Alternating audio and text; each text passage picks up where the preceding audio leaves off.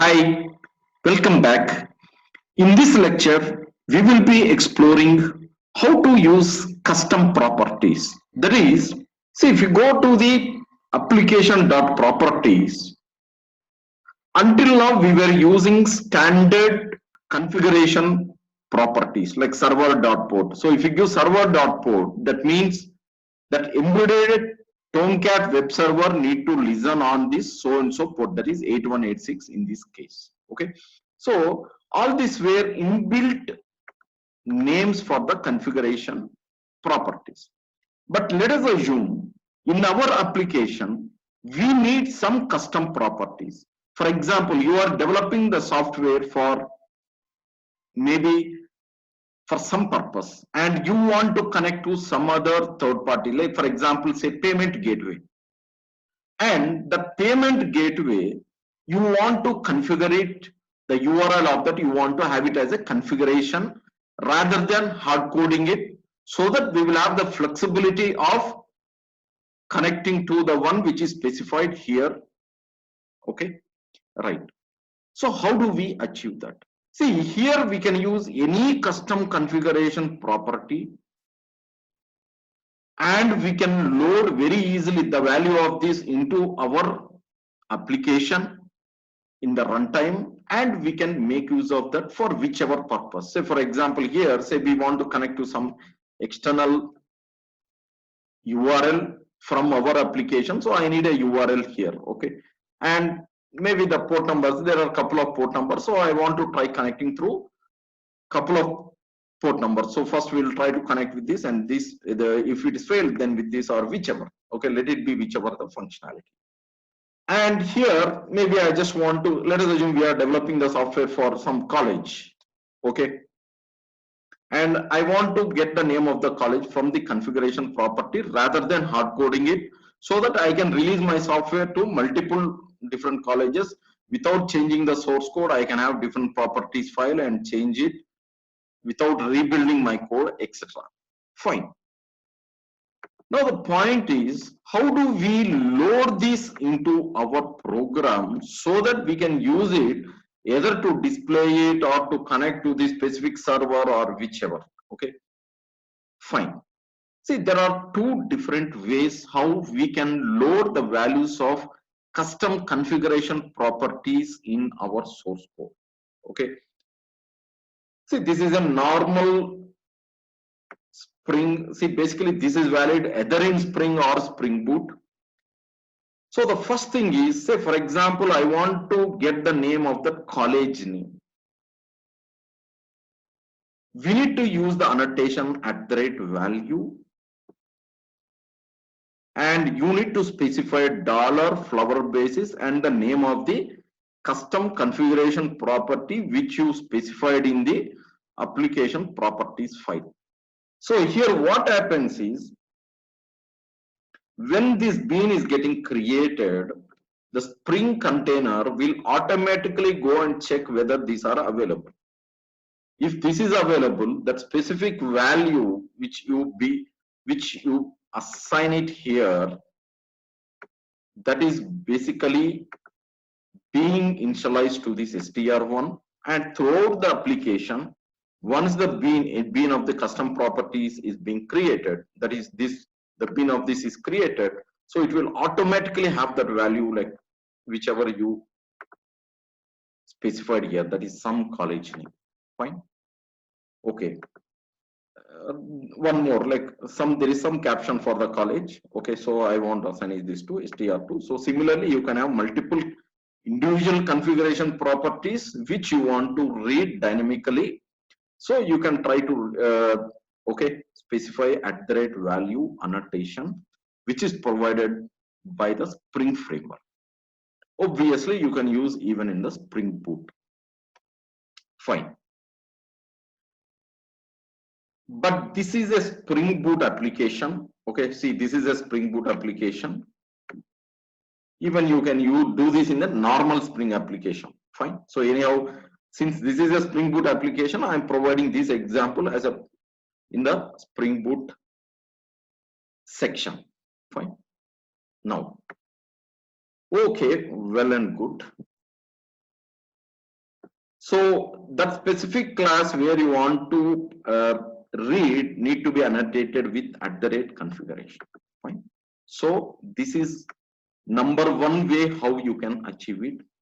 But the disadvantage here is, see, every configuration property, like if you have one or two configuration properties and you want to load it like this, yes, it works good.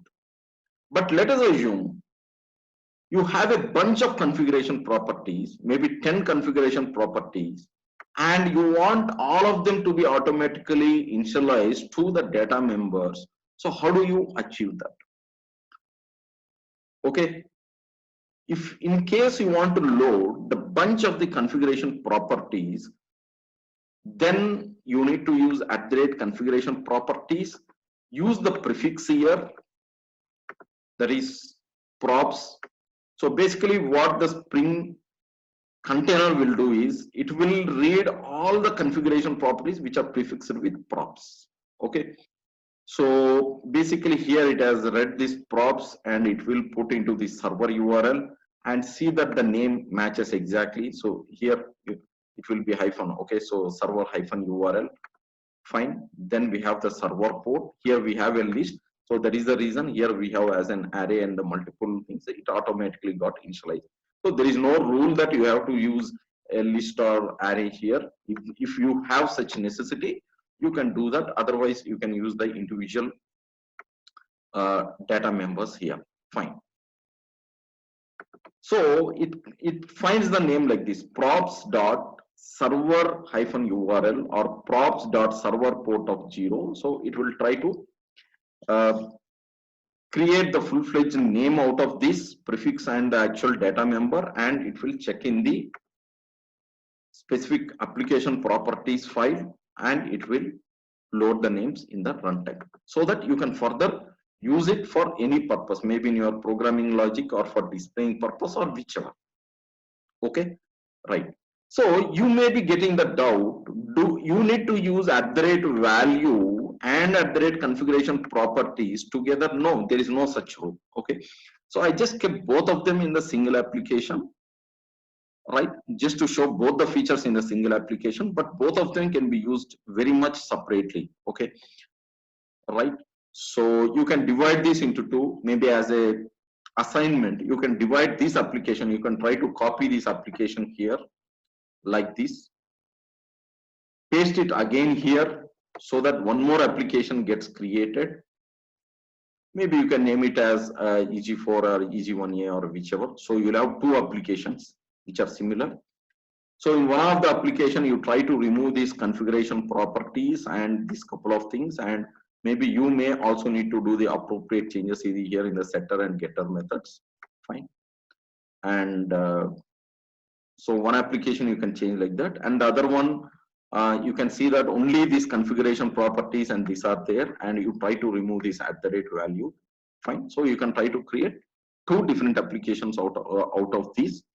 Just to check that, you can use @values and @configuration properties separately. Fine. Okay. So now what we will do is, let me just try to show the anatomy of this application. See, basically this is @configuration class. See, we have been already using @configuration class basically to specify how the beans getting created and all we have seen in the earlier examples, right? So basically here we are using @configuration basically to load the custom configuration properties using two different approach. One is by using @configuration properties to load the bunch of the configuration properties from the application properties file, and this is to load the individual properties. Fine. And basically when you say toString, I'm just trying to print what is the server URL and the server port. Okay, I have some getters and setters so that I can try to get the specific values wherever there is a need. So the main application, so what exactly I'm doing is, as usual, okay, what I'm trying to do is, okay, so this is the main application. So what I'm trying to do additionally here is, I have a post construct. See, this post construct method is being invoked or called automatically by the Spring framework. Once the creation of this specific bean, see, even this is a bean, right? Okay. Once this is being created successfully, after that, it will call this. Clear? So why we are very particular that after creation of this means, see, we want all this, even this to be ready. See, here we are auto wiring it. That means a bean of this is created by the Spring framework and it is made available to us. Okay. And I want to check the configuration properties using these. Okay. Right. See, when you invoke toString, see, basically what it does is it invokes this specific method. So I want this server URL, server port. Okay. Right. These things to get printed. And one more thing is here, I'm also trying to get the str1 directly. Right, since it's not a private member, I'm trying to directly accessing this. We are violating the basic OPS principle, so you can try to make it private and try to get it through the getter method. You can try to do that. Fine. Okay. Okay. So let's try to run and check if the values of application.properties are getting loaded into our application in the runtime. So let me try to run these.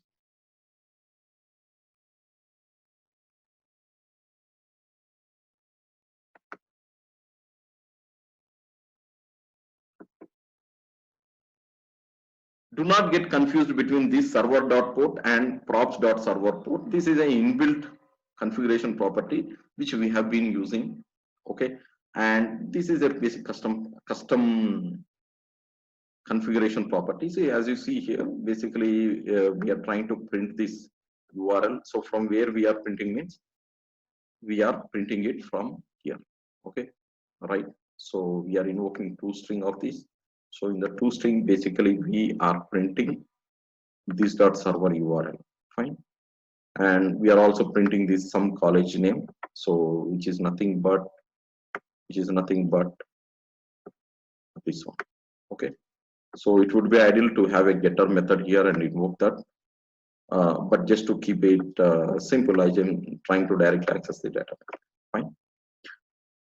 Right. So you may think like why post construct is required. Directly I can invoke this print method here from here means yes, you can do that. But in this case, there is no guarantee that by then, see, this specific method is being executed even before the completion of the booting of this application. Okay, even if it has started even before, that means long before the application has started successfully. Okay, so that is the reason if you directly invoke the print here, there is no guarantee that this bean is being created and injected to us. There is no such guarantee. Okay, so that is the reason I purposefully kept it as post construct. Fine. So